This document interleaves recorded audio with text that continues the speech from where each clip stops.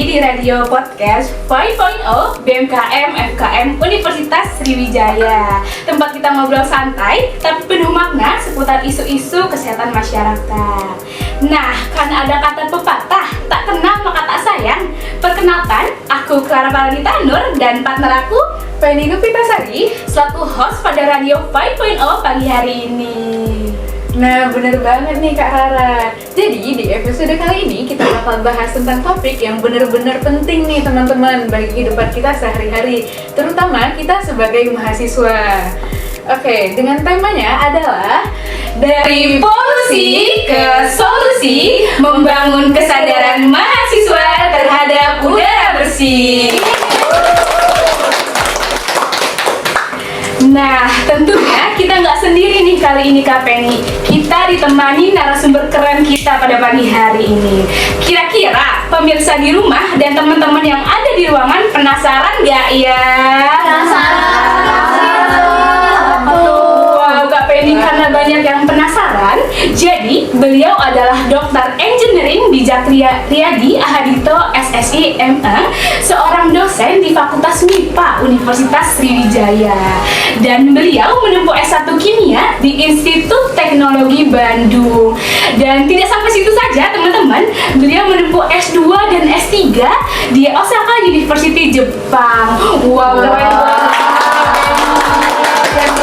teman-teman narasumber kita hari ini. Dan juga selain riwayat pendidikan Pak Bijak yang super duper keren ini, beliau juga merupakan salah satu dosen di Fakultas MIPA Universitas Sriwijaya dari tahun 2022 sampai sekarang. Dan juga Pak Bijak merupakan salah satu kepala di bidang sampah dari tahun 2022 sampai sekarang. Dan yang terakhir, Pak Bijak juga merupakan Kepala Bidang Penelitian dan juga Pengembangan Bank Sampah di Indonesia nih teman-teman. Wow, keren banget nih teman-teman narasumber kita kali ini. Wah, karena banyak yang sudah penasaran, jadi mungkin aku izin menyapa narasumber keren kita kali ini.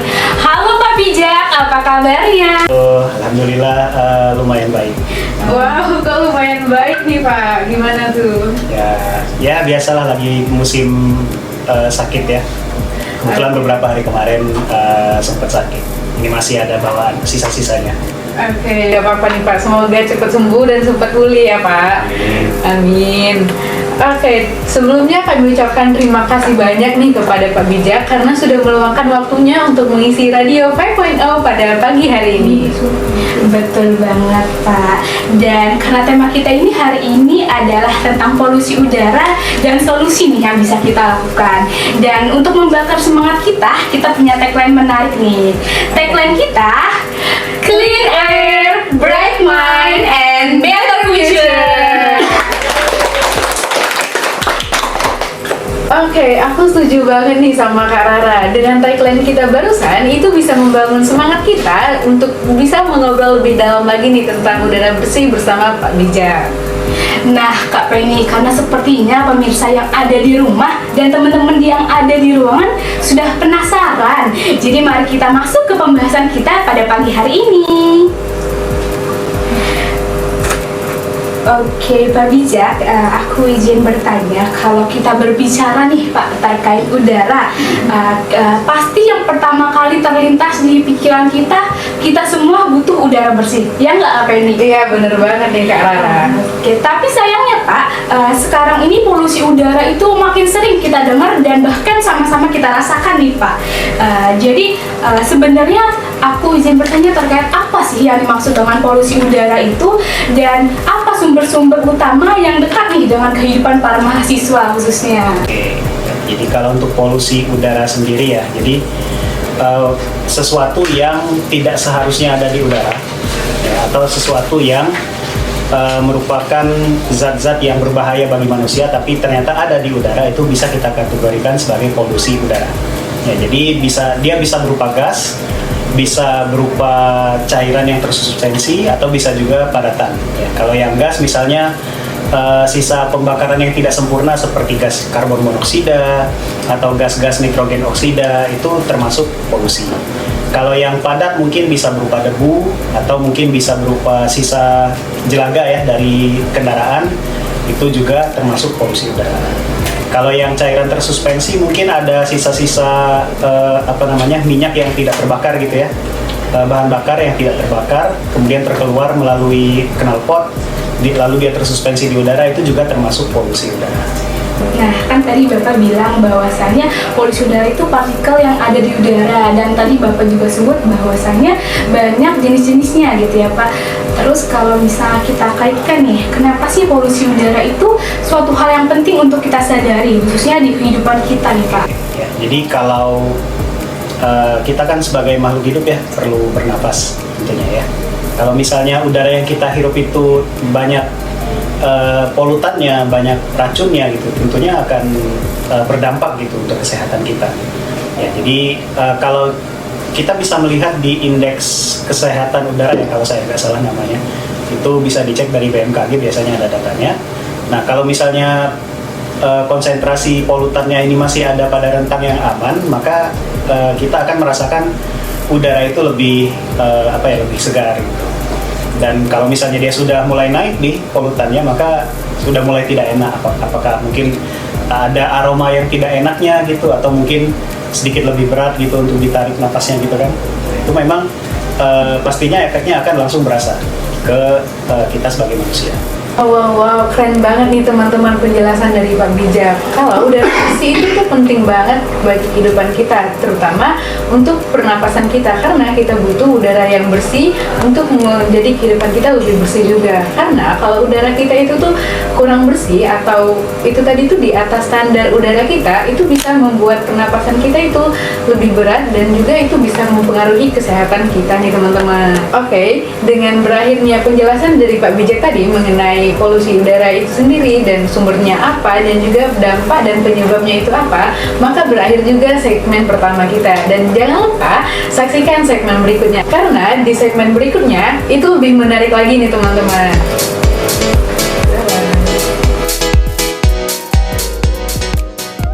Balik lagi nih di Radio Podcast 5.0, masih dengan tema yang sama, dari polusi ke solusi, membangun kesadaran mahasiswa terhadap udara bersih.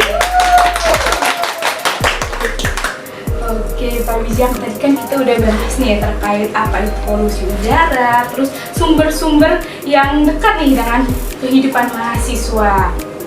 Jadi, kalau bicara solusi nih Pak, sebenarnya apa langkah sederhana yang bisa kita lakukan nih, khususnya bagi aku, Penny, selaku mahasiswa, untuk bisa dilakukan dalam menjaga kualitas udara, khususnya di sekitar kampus maupun rumah? Mahasiswa ya, penyebab polusi yang paling sering digunakan oleh mahasiswa itu adalah kendaraan bermotor ya, pastinya. Dan karena kita perlu transportasi, jadi ini memang agak sulit ya untuk dihilangkan ya. Tapi caranya adalah kita bukan menghilangkan tapi mengurangi. Jadi seperlunya aja gunakan kendaraan bermotor itu. Kalau misalnya mau pergi ke warung cuman di depan komplek, ya ngapain pakai motor gitu? Jalan kaki aja kan lebih sehat. Iya, benar banget. Itu salah satunya. Kemudian tadi yang seperti yang sudah saya sampaikan, polusi itu kan adanya sesuatu yang tidak diinginkan di udara ya. Termasuk salah satunya adalah sisa-sisa pembakaran yang tidak sempurna. Jadi sebisa mungkin kendaraan itu harus sering diservis. Ya, jadi kalau misalnya udah asapnya udah agak putih atau agak hitam gitu ya, nah itu udah harus mulai diperiksa tuh. Ya, karena ini akan menambah polusi udaranya. Oke, baik. Terima kasih nih Pak Bijak atas penjelasannya. Jadi teman-teman, polusi udara itu tuh biasanya disebabkan karena kita penggunaan kendaraan motor, yang mana itu memang kebutuhan kita teman-teman. Kita tidak bisa untuk menghilangkan itu, tetapi kita bisa mengurangi itu sendiri. Seperti yang Bapak jelaskan tadi, kalau seandainya kita cuma mau keluar komplek aja nih teman-teman, kita nggak usah menggunakan motor, kita bisa jalan kaki aja nih teman-teman, dan itu juga lebih sehat bagi kita.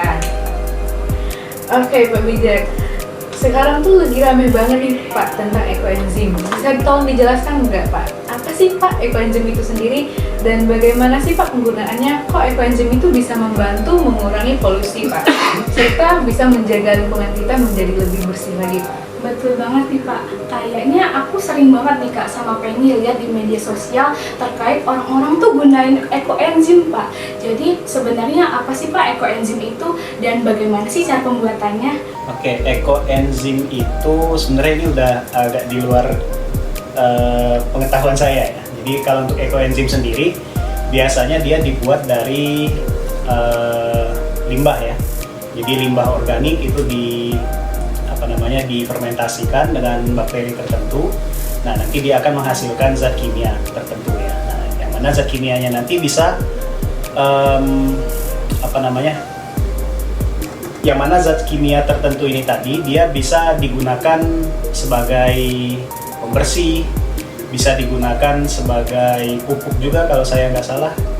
Kemudian kalau saya malah baru dengar ya kalau untuk ekoenzim sebagai untuk mengurangi polusi, tapi mungkin mekanismenya itu si zat kimia yang dibuat oleh bakteri ini tadi ini membantu menyerap gas-gas yang polutan tadi ya. Jadi ketika ekoenzimnya ini ada di lingkungan ya, maka nanti dia akan membantu menarik, mungkin bisa akan membantu menarik gas-gas yang tidak diperlukan tadi, gas-gas yang polutan tadi, seperti itu.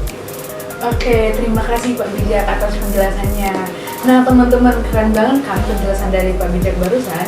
Kalau ekoenzim itu berasal dari limbah yang kita bisa manfaatkan atau diolah menjadi dicampur dengan bahan kimia yang mana itu bisa menjadi pupuk organik dan lain-lain, dan juga zat-zat yang ada di ekoenzim itu bisa mungkin bisa mengurangi polusi udara kita. Nah, jadi kan tadi Pak Bijak sudah banyak bicara terkait ekoenzim sendiri. Ternyata bahwasanya ekoenzim yang aku dan Penny sering jumpai di media sosial itu banyak sekali manfaatnya ya Pak. Dan ternyata kita sudah berada di penghujung segmen 2. Jadi nantikan selanjutnya di segmen berikutnya karena materinya tidak kalah menarik. Dadah! Nah, kembali lagi nih Kak Penny di Radio Podcast 5.0. Nah, karena tadi kita udah bahas nih terkait ekoenzim, terus sumber-sumber dari polusi, apa itu polusi. Sebenarnya aku tertarik nih terkait topik kali ini karena kalau dipikir-pikir nih Kak Penny, kita sering banget nih sebagai mahasiswa sering dibilang sebagai agent of change Kak Penny katanya. Iya bener banget Mira. Jadi aku izin bertanya nih Pak, jadi kalau misalnya mahasiswa, gimana sih supaya mahasiswa itu nggak cuma sebagai slogan agent of change, tapi bisa menjadi kontribusi nyata gitu di lingkungan sekitar, terutama pada kasus polusi udara ini. Oke, ya. Jadi mungkin yang bisa dilakukan itu adalah yang paling mudah ya, itu adalah melakukan edukasi melalui sosial media. Saya yakin kalian berdua ini sosial medianya lebih banyak followernya daripada saya ya. Jadi harusnya akan lebih efektif kalau kalian yang menyuarakan. Tapi kalau berbicara terkait edukasi nih Pak, biasanya para mahasiswa itu banyak yang bandel Pak. Bahkan polusi udara itu kita banyak jumpain ya Pak, dari kendaraan gitu, dari asap rokok pun bisa ya Pak. Jadi gimana sih kalau misalnya kita mau nanggepin mahasiswa yang bandel gitu, padahal sebenarnya mahasiswa ini punya slogan agent of change katanya. Ya tentunya kalau mahasiswa yang bandel pastinya mungkin perlu disuarakannya juga ke fakultas nanti.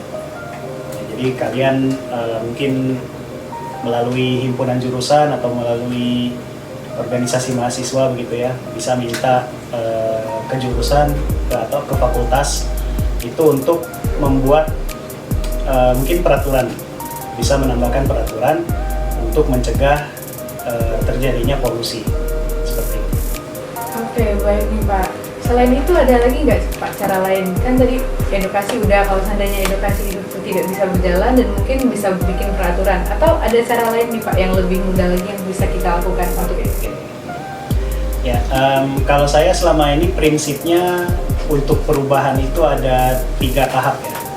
Yang pertama edukasi, yang kedua regulasi, kalau dua-duanya gagal, yang ketiga adalah revolusi.